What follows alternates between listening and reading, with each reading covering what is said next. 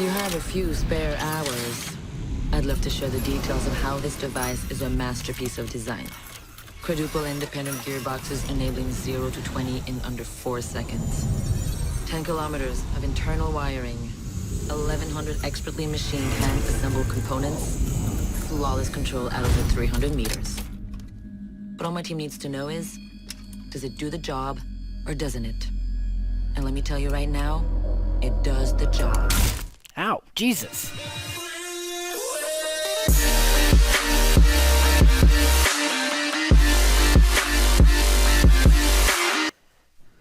Hey, what's up YouTube? Just another Milk and Gaming episode. Today we're just going to be looking at Twitch and how to play effectively in the game Rainbow Six Siege.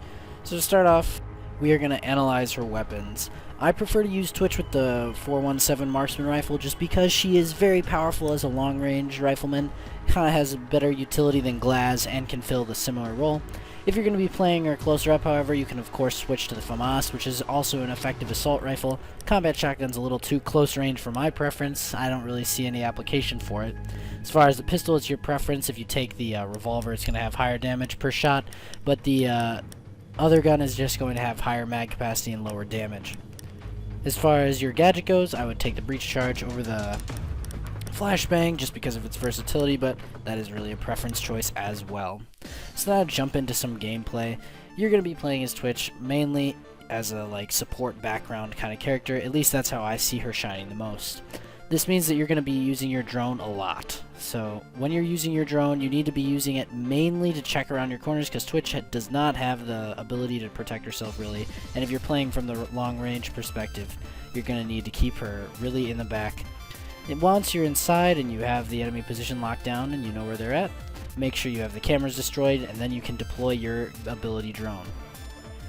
So the drone, really, when I first started playing it, I had the misconception that you could use it really as just like a combat tool and run it on in there and just start shocking the crap out of people and maybe get some kills. I don't know. I was just being ambitious. But really, the drone doesn't really shine in that sense. It's really easy to take it out, and once they get shocked like 1 or 2 times, they're just not going to be able to... They're not going to be so stupid as to let you shock them again. So when you're using your drone, you have to use it for some specific stuff. You can either A, use it for marking like any other drone that you have, maybe if you run out of your second drone and get some more information with it. Like in this case, the information was what allowed our team to win that round.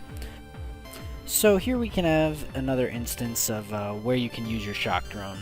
This is a bit more effective in one way that I think Twitch can be really effective. So my teammate has just called out that an enemy has been downed, and so I'm going to take my drone and go in on the hunt because there's other enemies in there that would take me out should I go in to try to secure the kill. And this allows me to go in there without taking any damage and take him out. I also know that there's a wounded Doc somewhere around here, so I'm going to be going and searching for him, and I do find him over here. And I mark him for my teammates in hopes that they will be the ones to take him out, and I'm going to cover the side here and make sure that there's no one in there for them to get shot at by. But they do say that he is wounded to me in chat, so I'm going to go back and start trying to take him out. And though I am no expert drone pilot, he doesn't appear to be an expert shot, so I'm able to trade off with him a couple times and eventually down him. But Doc does get up because he's Doc and he has superpowers, so I don't actually get the kill on him, and he does eventually take me out. But the idea is shown pretty clearly there. Here we'll cite how effective Twitch can be when you're playing her from a range. You can see that I'm able to hold down this window that my teammates blew in for me, and it will provide them the support to move up, and eventually I will be able to move in and take out enemies that I've wounded with my drone. And this is likely you won't be able to take down too many people at range unless you're pretty good at headshots because you won't have the damage with Glaz, but that is okay because you can compensate that with your drone. Here we'll show a little more aggressive playstyle. You can come in and play the opening tactics like Glaz would with his explosive charges. You can blow open a hole and use your range to peek in there and to start popping off shots. In this particular instance, I do have a lot of lag, so I eventually start missing shots. You can see the clipping there. And that's just, we'll just thank Ubisoft for that, and it does end up getting me killed because I don't see him come around the corner in time, but I do get him down. I believe that's a pretty good place to sum up, so I hope you guys learned a couple things about how you could best apply Twitch.